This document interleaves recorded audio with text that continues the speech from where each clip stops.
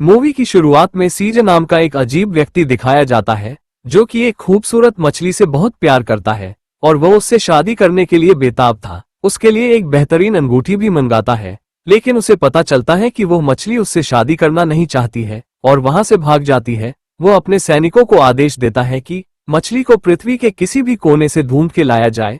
वहीं दूसरी ओर दिखाया जाता है कि अमेलिया नाम का लड़का है जो कि बर्फ के टापू पर रहता है और उसके पिताजी एक अंधे लोहार है। अमेलिया एक दिन बर्फ में खेलने के लिए जाता है, लेकिन उसके पिताजी उसकी कदमों की आहट से पहचान जाते हैं। वो जान जाते हैं अमेलिया बड़ा हो गया है और उसके पिताजी सोचते हैं कि अमेलिया एक दिन बड़ा होगा और उसका साथ देगा। अगले दिन अमेलिया एक मछली पकड़ने जाता है और वह अपना कांटा एक छोटे छेद में डाल देता है, लेकिन कोई मछली उसके पास भी नहीं आती है। थोड़ी ही देर में छेद का पानी उफनता है और जिसे देखकर अमेलिया डर जाता है और पानी का फव्वारा बन जाता है। लेकिन थोड़ी देर में जादू से उसकी टोकरी में एक जादुई मछली आकर बैठ जाती है। वो जल्दी से उसे अंदर ले आता है और आग जलाकर उसे भूनने का मन बनाता है, पर उसी समय वो मछली बात करने लगती है और उसे नदी में भेजने के बदले अमेलिया को 3 विश पूरी करने की कहती है।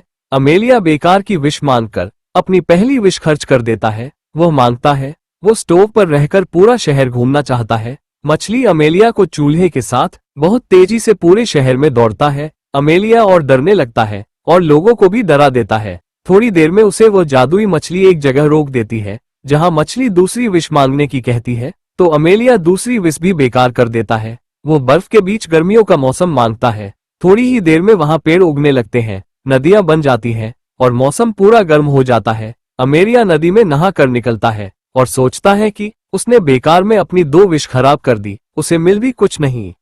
अमेलिया तीसरी विश के बारे में सोचता हुआ जा ही रहा होता है, उसको डाकू पकड़ लेते हैं और उसकी तलाशी लेते हैं। कुछ न मिलने पर उसको छोड़ देते हैं, लेकिन उसकी बाल्टी को मछली के साथ छीनने लगते हैं। अमेलिया अपनी बाल्टी को पकड़कर वहां से भागने लगता है। डाकू भी पीछे आते हैं और थोड़ी देर में अमेलिया मछली को वापस नदी में फेंक देता है, लेकिन डाकू उसे पकड़ लेते हैं और उल्टा लटका कर चले जाते हैं, जिसे एक लड़की आकर छुड़ाती है। अमेलिया उसका नाम पूछता है तो वह अपना नाम पर्सिया बताती है। अमेलिया उसकी आवाज सुनकर समझ जाता है कि वो मछली ही है और उसका दुपट्टा लेकर नाचता है और अपनी तीसरी इच्छा मांगता है। वह राजा की लड़की अनीशा से शादी करने की इच्छा मांगता है। उधर महल में दिखाते हैं एक अंग्रेज राजदूत रोथमैन राजकुमारी को उपहार देते हुए इम्प्रेस करना चाहता है और अपने साथ लाए कुछ सामानों से राजकुमारी का मनोरंजन कर उसको अपनी चीज बेचना चाहता है। वहीं अमेलिया और पर्सिया दीवार पर चढ़कर सब देखने की कोशिश करते हैं। इस बीच राजा जा रहा कर कहता है कि इस मार्बल से बेहतर हमारे खजाने में बहुत सी चीज हैं जो तुमको बहुत इम्प्रेस करेंगे और लोगों को नाचने पर मजबूर कर देंगे। अगर तुम खरीदना चाहते हो तो हम उनको दिखा सकते हैं। राजदूत राजी हो जाता है और वह अपने दरबारी को आदेश दे रहा होता है कि इसी बीच अमेलिया वहां पहुंच जाता है और कहता है कि मैं उससे भी अच्छी चीज उनको दिखा सकता है। राजा उसे पकड़ने का आदेश दे देता है, लेकिन राजकुमारी उसकी बहादुरी पर उसे छोड़ने को कहती है।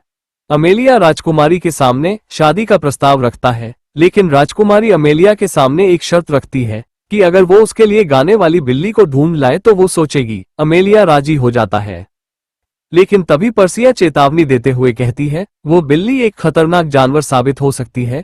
और कुछ देर में अमेलिया पर्सिया को घूरकर देखता है कि उसने ऐसा क्यों कहा था। पर्सिया बताती है एक बिल्ली है जो जंगलों में मिलेगी जो गाना गा सकती है। उसका गाना इतना सुरीला होगा कि लोग डांस करने पर मजबूर हो जाएंगे। थोड़ी देर में वो दोनों उसकी तलाश में अंधेरे में जंगल की तरफ जाने लगते हैं।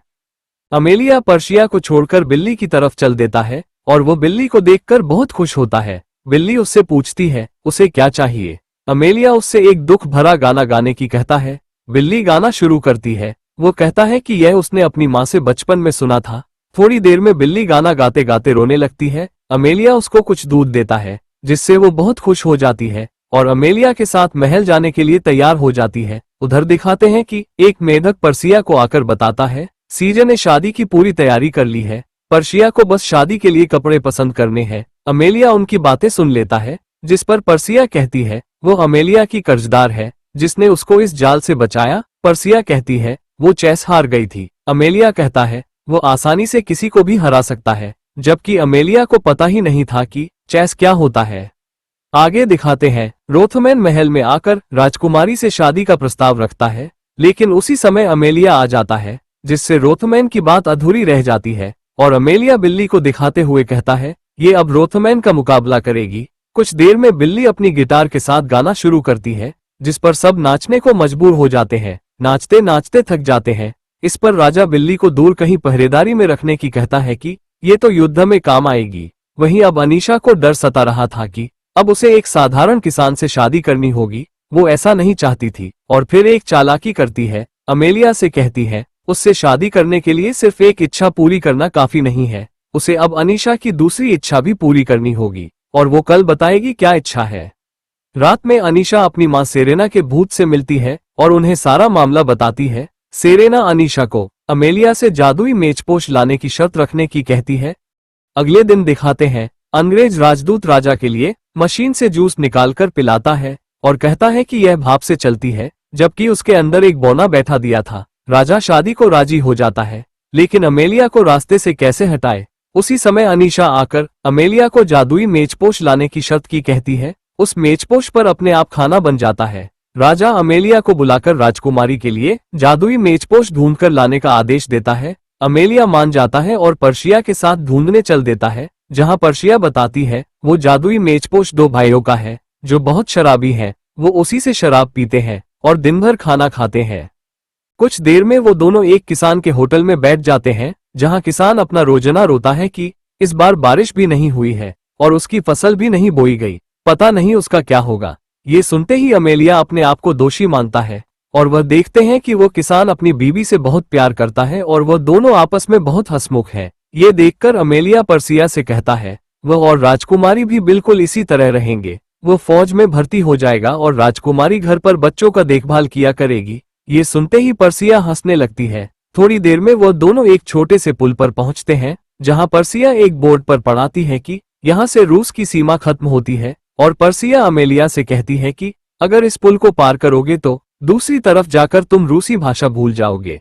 अमेलिया को यकीन नहीं होता है। वो जल्दी से दूसरी तरफ चले जाता है और पर्शिया को आवाज देता है, पर वो उसकी भाषा समझ नहीं पा रही थी। मैं दौड़कर पुल के इसी तरफ आ जाता है। थोड़ी देर में वो उसी जगह पहुंच जाते हैं जहां दो भाई थे। वो चुपके से उन दोनों भाइयों के देखते हैं कि वो खाना खा रहे हैं। कुछ देर में वे दोनों उन मोटे लोगों को कहते हुए सुनते हैं कि वो थक गए हैं इस मेजपोश से, काश कोई इस मेजपोश को हमसे ले जाए। उसी समय अमेलिया मेजपोश चुराने की कोशिश करता है, लेकिन वह दोनों उठ जाते हैं और अमेलिया में एक नारियल मारते हैं। उसी समय पर्सिया आ जाती है, उनसे मेजपोश मांगती है। इस पर वो दोनों कहते हैं अब तो हमारा कोई सहारा ही नहीं है। हम कभी सैनिक हुआ करते थे और तुर्की के खिलाफ लड़े थे, लेकिन अब तो हम बहुत मोटे हो चुके हैं और स्टोन सिटी को छोड़कर जा नहीं सकते और अपना मूड चेंज कर लेते हैं। मेजपोश देने से इनकार करते हैं। तभी पर्सिया मेजपोश को लेकर अमेलिया के साथ भाग जाती है। उधर दिखाते हैं कि रोथमैन राजकुमारी से लंदन के बारे में बात करता है। अनीशा को था ही सपना विदेश जाने का, वो खुश हो जाती है। इधर दिखाते हैं अमेलिया कुछ फूलों को राजकुमारी के लिए तोड़ने लगता है। उसी समय पर्सिया उसकी आंखें खोलना चाहती है और बताना चाहती है वह भी उससे शादी करना चाहती है।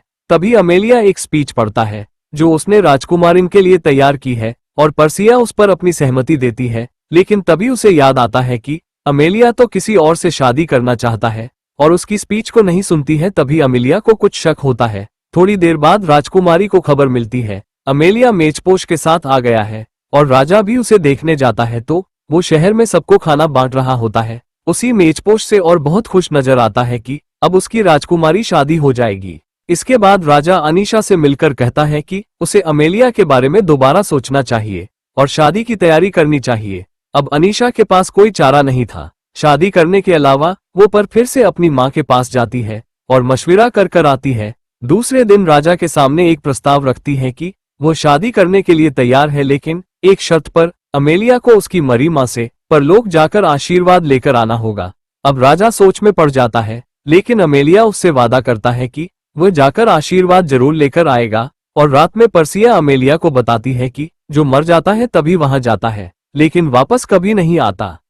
अब अमेलिया वादे से मुकर भी नहीं सकता था। अगले दिन अमेलिया और पर्सिया अमेलिया के पिताजी से मिलने जाते हैं और अमेलिया एक पेड़ के पीछे छुप जाता है, लेकिन उसके पिताजी नोटिस कर लेते हैं कि अमेलिया वही है और वह पर्सिया को अपनी पास टेबल पर बैठने कहते हैं। कुछ देर अमेलिया की तारीफ करने लगते हैं कि उसका बेटा बहुत अच्छा है। वो अमेलिया को भी अपने पास बुला लेते हैं क्योंकि वो उसे आंखों से नहीं देख सकते, लेकिन उसकी आहट सुन लेता है। अब अमेलिया अपने पिताजी को अपनी आखिरी इच्छा से आंखें देना चाहता है। अमेलिया उसकी इच्छा पूरी कर देती है। कुछ देर में अमेलिया और पर्सिया नदी के पास जाते हैं, जहां अमेलिया पर्सिया का शुक्रिया अदा करता है और उसका तराजू वापस देते हुए जाने की कहता है, पर वो अमेलिया के साथ ही चल देती है। कुछ देर में वो दोनों कोसाई के राज्य में पहुंचते हैं, जो मौत की वादी है। कोसाई उनसे मिलने आता है और पता लगता है कि पर्सिया कोसाई की ही बेटी है, जिसने पर्सिया को उसकी बात न मानने पर एक मछली में बदल दिया था। क्योंकि पर्सिया एक नालायक बेटी है, पर्सिया अपने पिता से राजकुमारी की मां की आत्मा को बुलाने की कहती है। कोसाई जब उसकी फाइल देखता है तो बताता है, सेरेना ने लोगों पर बहुत अत्याचार किए हैं, इसलिए उसे भूख की सजा दी गई है।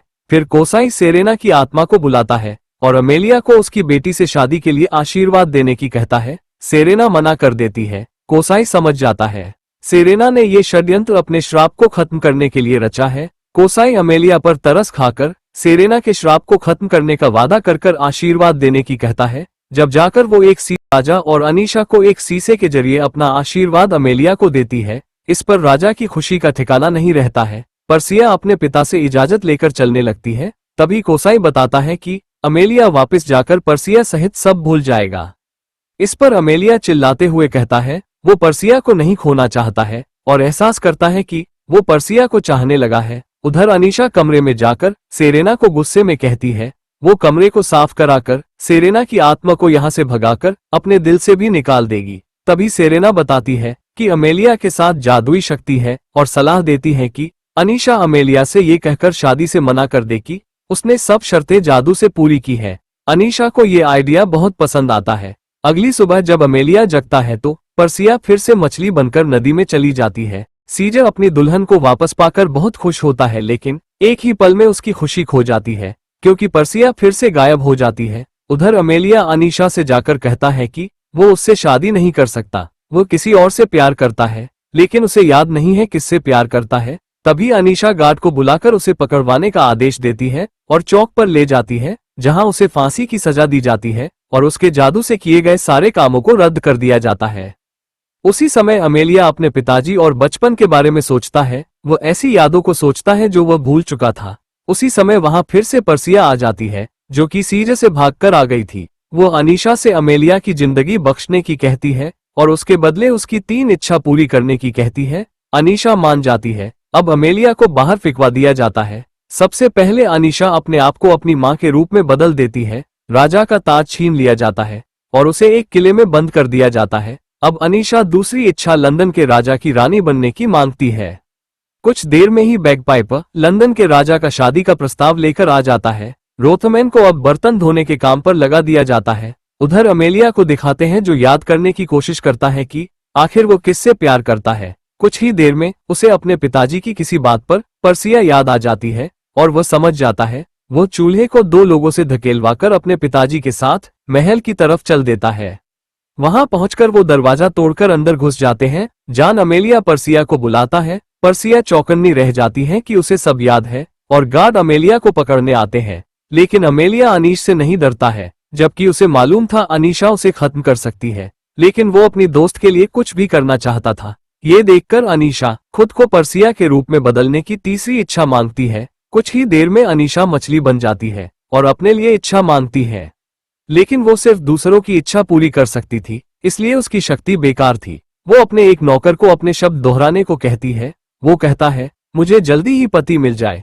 तभी सीजर कुएं में से बाहर आता है और अनीशा को अपने साथ पर्सिया समझकर ले जाने लगता है। वो विरोध करती है, पर एक राजा की रानी बनने को राजी हो जाती है और सीजर उसे ले जाता है। अमेलिया और पर्सिया मिल जाते हैं और यही मूवी हैप्पी एंड हो जाता है।